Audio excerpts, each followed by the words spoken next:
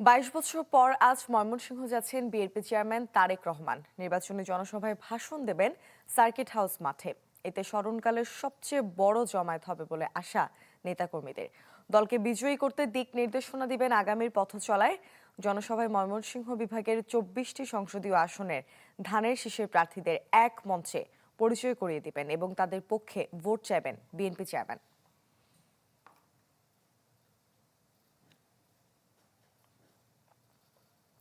সুলতান Mahmud conic আছেন ময়মনসিংহে, আমরা তার সাথে যুক্ত হব, তার কাছে জানবো বিস্তারিত। কনিক।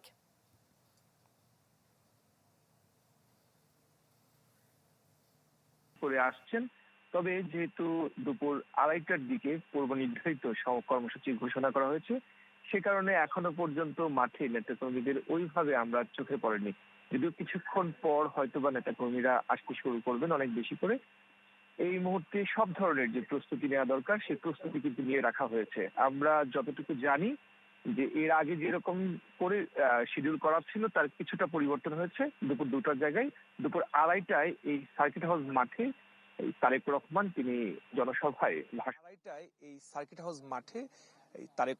তিনি জনসভায় ভাষণ রাখবেন এবং এখানে ২৪টি আসনের ময়মনসিংহ বিভাগের শেরপুর, জামালপুর, নেত্রকোনা এবং ময়মনসিংহ বিভাগ, এই ময়মনসিংহ জেলা, এই ২৪টি আসনের যারা ধানের শীষের প্রার্থী রয়েছেন তাদেরকে এক মঞ্চে পরিচয় করিয়ে দিবেন।